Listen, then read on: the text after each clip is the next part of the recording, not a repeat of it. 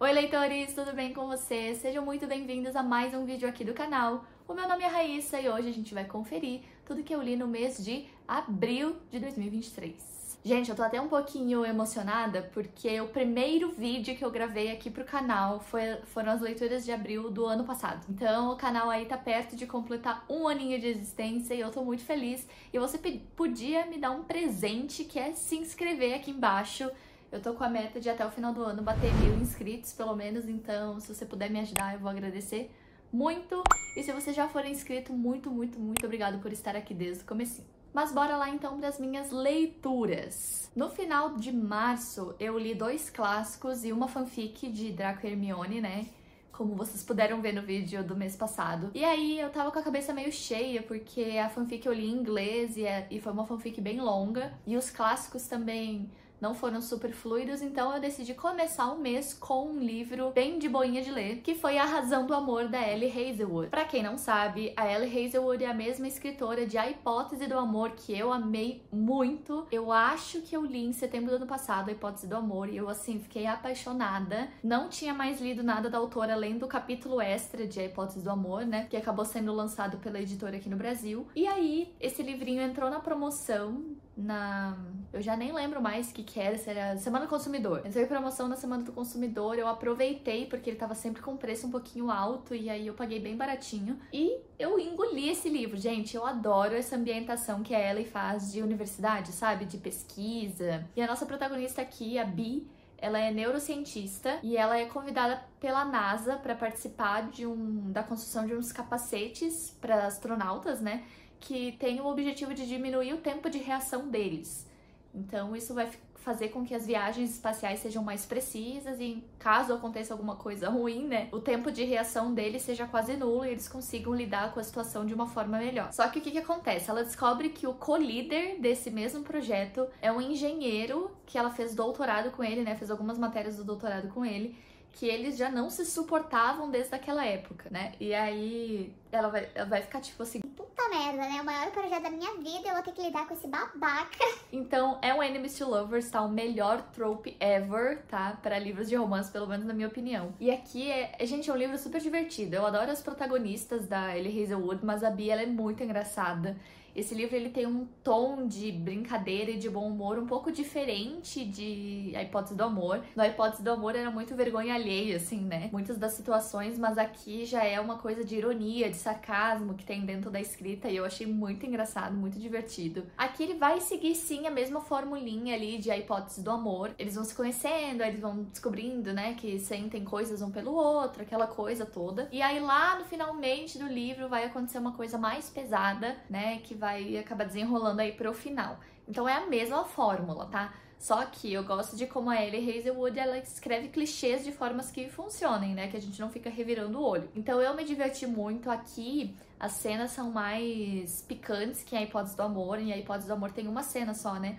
Aqui tem mais, então pra quem gosta de safadeza, tem mais aqui, então esse aqui é livro mais 18, tá bom? Já avisando vocês. Mas eu me diverti super. Não gostei tanto quanto A Hipótese do Amor, mas ainda assim gostei muito e pretendo ler outras coisas da autora. Pra esse livro aqui eu acabei dando 4 estrelas. E aí eu li esse livro assim na correria. Eu comecei a ler esse livro na correria, assim, no último dia de março, e eu tinha que terminar até dia 4, que era quando eu viajava. E eu consegui terminar, porque Ellie Hazelwood, né? É um livro super fluido. E aí, pra viagem, eu levei meu Kindle, então eu li vários e-books. E o primeiro deles foi Em Defesa de Jacob, do William Landay. Eu acho que é esse o nome dele. E esse livro aqui vai contar o quê? Um rapaz foi morto, um guri de 14 anos foi morto num parque da cidade, e é uma cidade pequena. Então eles não são acostumados com isso, quase não acontece essas coisas de homicídio nem nada, ainda mais com adolescentes. Então vai acontecer isso e já começa um bafafá na cidade.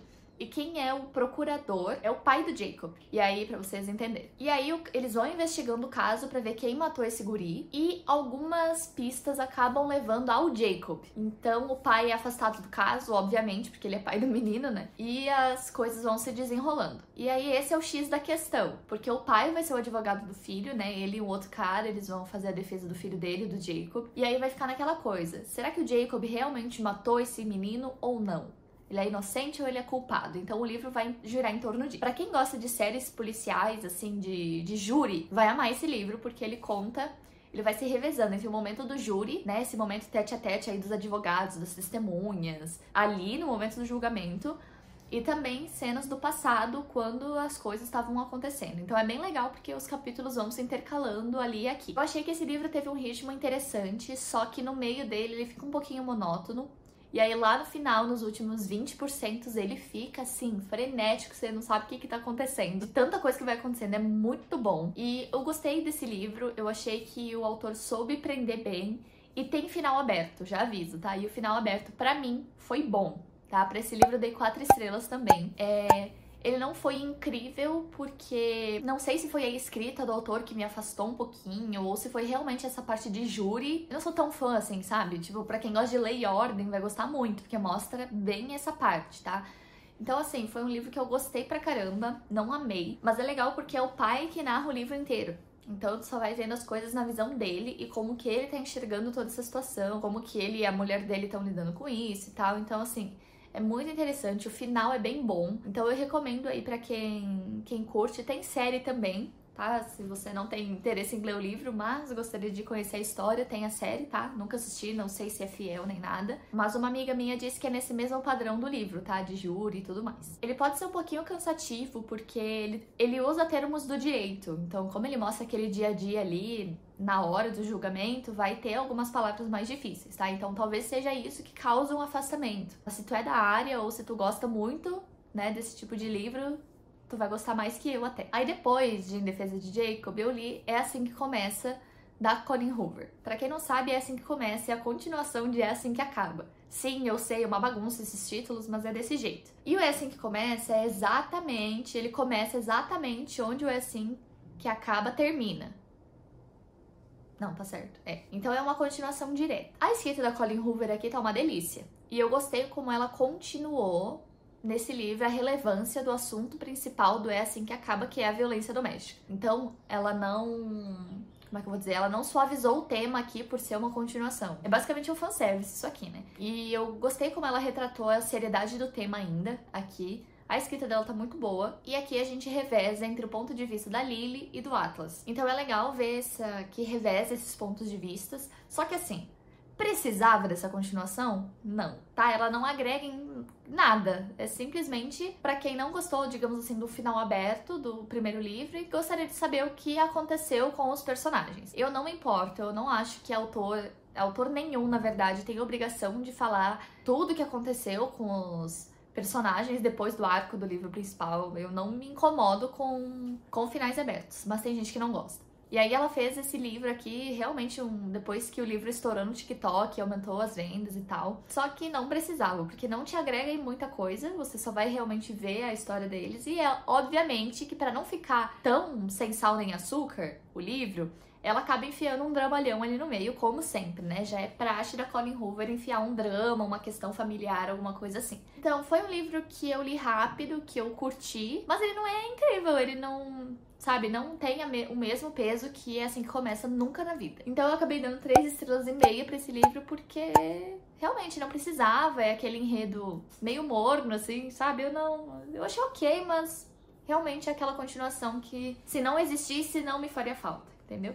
Então é isso. Depois eu li um outro e-book que é Os Prós e os Contras do Nunca Esquecer. Eu não lembro o nome do autor ou da autora, tá? Mas esse livro aqui a gente vai ter 2 protagonistas. A primeira é uma menina de 10 anos que ela lembra de tudo que aconteceu na vida dela desde os 2 anos de idade, quando ela bateu a cabeça. Então ela lembra exatamente de tudo. Se tu perguntar o que aconteceu no dia 5 de abril de 2010, ela vai saber te falar, vai saber a roupa que ela estava usando, a roupa que as pessoas estavam usando, o que a pessoa falou, tintim por tintim. Então a memória dela entendeu? E o outro protagonista é um amigo, se não me engano é melhor amigo da mãe dela, da época da faculdade. E ele acabou de perder o marido, que faleceu num acidente. Então ele vai passar uns dias lá com a família dela pra espairecer, pra tentar superar essa parte do luto e tal, que ele tá um pouco desgastado e não tá sabendo lidar com isso. Então é interessante porque ele vai revisitar as memórias do marido através da menina, né, que lembra de tudo, e ainda vai permear um monte de situações ali, de dramas familiares, problemas que os dois estão enfrentando, eles ficam muito amigos, mesmo com a diferença de idade, né, ele tem idade pra ser tio dela, mas é uma história extremamente sensível, porque apesar da Joan, que é a protagonista, ser criança, Esse livro carrega uma sensibilidade muito linda, muito legal. Eu grifei várias partes desse livro.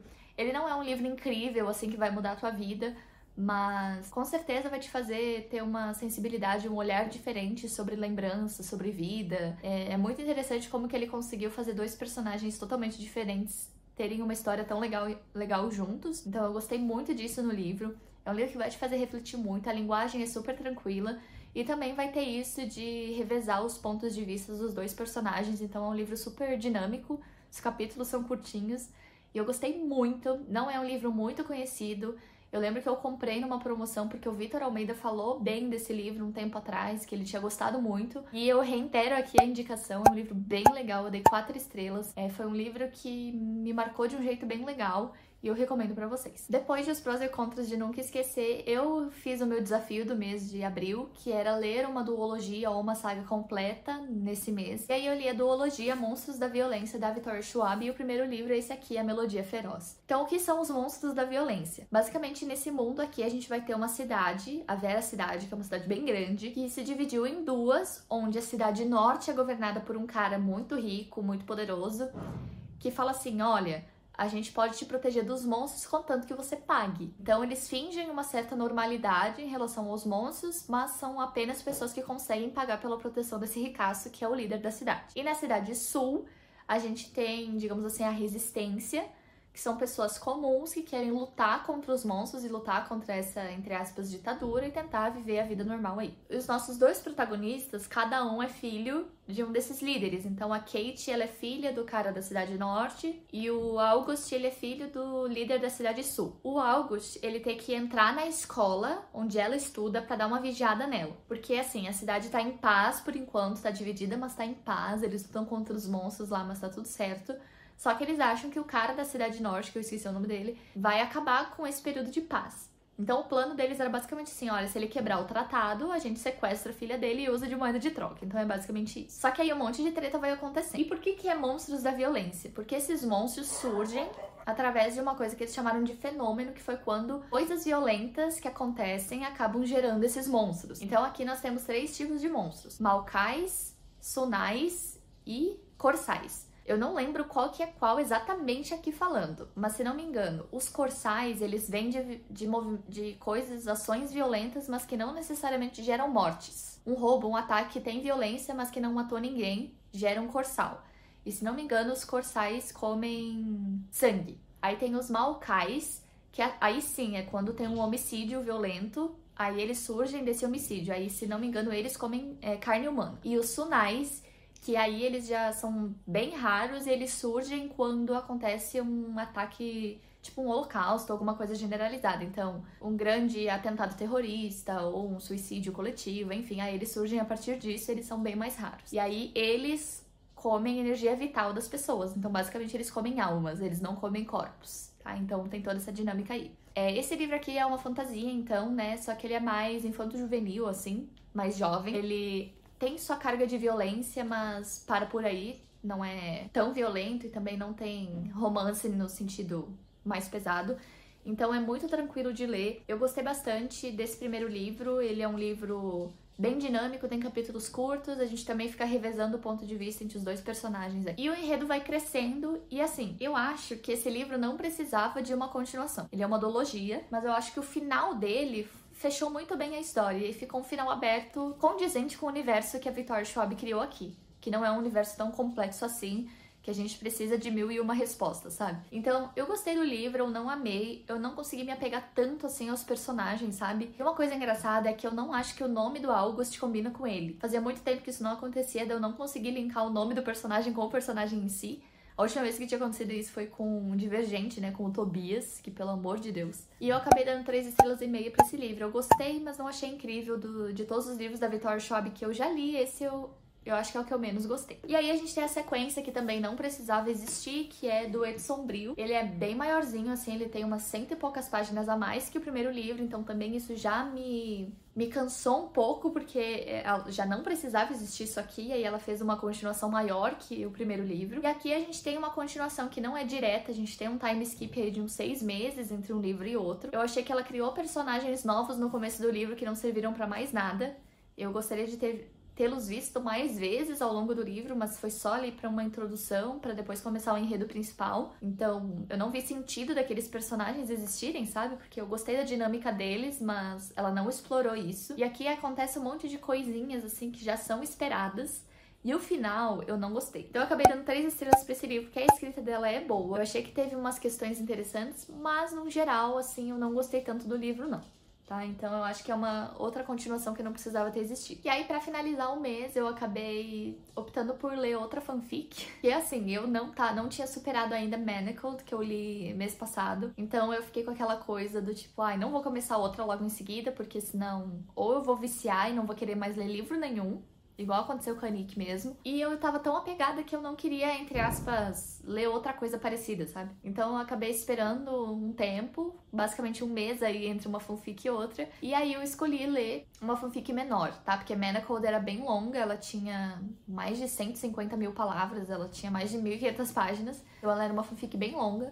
E aí eu escolhi uma que tem, acho que umas 30 mil palavras, então ela era bem menor, ela tinha em torno de 400 páginas. E aí o nome da fanfic é Every Day a Little Death, que seria todo dia uma pequena morte. Ela tem em português também, tá? Manacled também tem, eu acho que eu não tinha comentado isso no vídeo, mas as duas têm a versão em inglês e em português, elas foram escritas originalmente em inglês, tá? Eu acabei lendo em inglês pra treinar mesmo, porque eu não tinha lido mais nenhum livro em inglês. E essa aqui já tem uma vibe bem diferente de Manacled, porque assim, o trope principal é sempre Dramione, né? Que é o que eu tô lendo. Mas as autoras, elas pegam... cada uma vai por um viés muito diferente.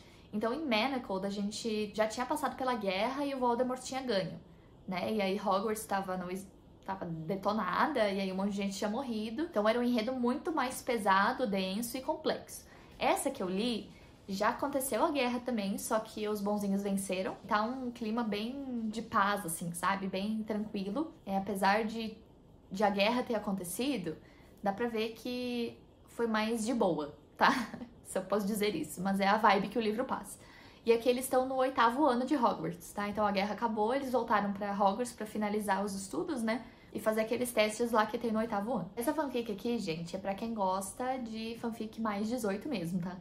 E ela não é mais 18 pela violência, se é que vocês me entendem. Nessa fanfic, a Hermione já teve vários relacionamentos que não deram muito certo e ela nunca conseguiu chegar lá. E aí, será que o Draco vai conseguir? Então eles têm uma relação mega casual, assim, no começo, né, só... Tá? E nada mais que isso. Só que ao longo das páginas, né, que eles vão se relacionando, eles vão começar a criar sentimentos um pelo outro, só que eles nem eles não estão entendendo o que tá acontecendo. Então eles vão descobrindo isso e se conhecendo ao longo das páginas. É meio que o contrário, né, porque muitas histórias que a gente vê, a gente tem essa parte do sentimento primeiro, mas aqui é o contrário. Já aviso vocês que tem muita cena, tá? Então se você não é tão fã desse tipo de história mais hot, você não vai gostar dessa fanfic, tá? Vai pra outras que são mais tranquilas, não são tão pesadas, mas essa aqui tem muito, então é pra quem gosta mesmo. As cenas são bem escritas, a escrita é bem de boa, os capítulos não são tão curtos, mas não são tão longos quanto Manacled, por exemplo. O inglês também não é difícil de entender. Eu só não gostei muito do final. Eu acho que a autora escolheu um plot twist ali, uma reviravolta que não sei se era a melhor coisa que ela podia ter escrito. Faz sentido, mas mesmo assim eu não gostei. Então eu acabei dando 4 estrelas pra essa. Gostei bem menos que Manacled. Manacled, assim, pra mim, eu acho que vai ser muito difícil de superar. Então leia o Manacled. E aí, quem quiser ler essa, fica à vontade também. Eu vou deixar o site aqui embaixo, tá? De onde eu leio as fanfics, tá? Pra vocês acessarem também. E é isso, leitores. Essas foram as minhas leituras do mês de abril. Eu espero que vocês tenham gostado. Comenta aqui embaixo qual foi o seu livro favorito do mês de abril, pra gente trocar figurinha aí, trocar indicações. Infelizmente, eu não favoritei nenhum livro esse mês, mas espero que mês que vem isso mude. Porque mês que vem a gente tem um desafio literário bem legal pra fazer. Então é isso, muito obrigada pela sua atenção até aqui. Não esquece que a gente tem um compromisso marcado semana que vem com o próximo vídeo aqui do canal. Um beijo, tchau!